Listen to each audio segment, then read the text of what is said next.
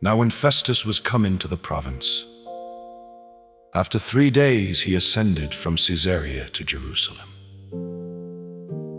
Then the high priest and the chief of the Jews informed him against Paul and besought him, and desired favor against him, that he would send for him to Jerusalem, laying wait in the way to kill him.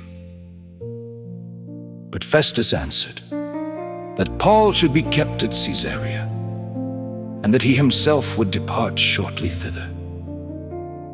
Let them therefore, said he, which among you are able, go down with me and accuse this man, if there be any wickedness in him.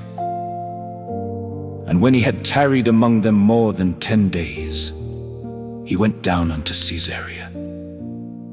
And the next day, sitting on the judgment seat, commanded Paul to be brought. And when he was come, the Jews which came down from Jerusalem stood round about, and laid many and grievous complaints against Paul, which they could not prove.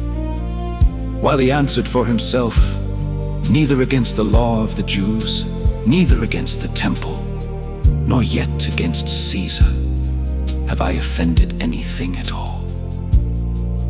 But Festus, willing to do the Jews a pleasure, answered Paul and said, Wilt thou go up to Jerusalem, and there be judged of these things before me? Then said Paul, I stand at Caesar's judgment seat, where I ought to be judged. To the Jews have I done no wrong, as thou very well knowest. For if I be an offender, or have committed anything worthy of death, I refuse not to die. But if there be none of these things whereof these accuse me, no man may deliver me unto them. I appeal unto Caesar. Then Festus, when he had conferred with the council, answered, Hast thou appealed unto Caesar? Unto Caesar shalt thou go. And after certain days King Agrippa and Bernice came unto Caesarea to salute Festus.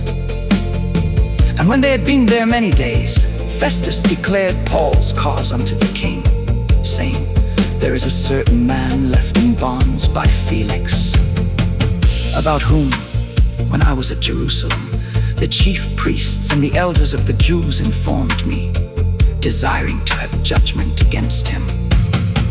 To whom I answered, It is not the manner of the Romans to deliver any man to die, before that he which is accused have the accusers face to face, and have license to answer for himself concerning the crime laid against me. Therefore, when they were come hither, without any delay on the morrow I sat on the judgment seat, and commanded the man to be brought forth, against whom when the accuser stood up, they brought none accusation of such things as I supposed, but had certain questions against him of their own superstition, and of one Jesus, which was dead, whom Paul affirmed to be alive. And because I doubted of such manner of questions, I asked him whether he would go to Jerusalem, and there be judged of these matters. But when Paul had appealed to be reserved unto the hearing of Augustus, I commanded him to be kept till I might send him to Caesar. Then Agrippa said unto Festus, I would also hear the man myself tomorrow. Said he, Thou shalt hear him.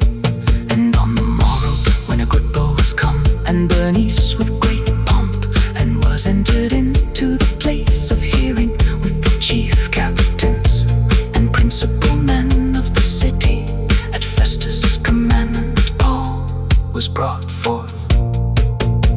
And Festus said, King Agrippa, and all men which are here present with us, ye see this man, about whom all the multitude of the Jews have dealt with me, both at Jerusalem and also here, crying that he ought not to live any longer.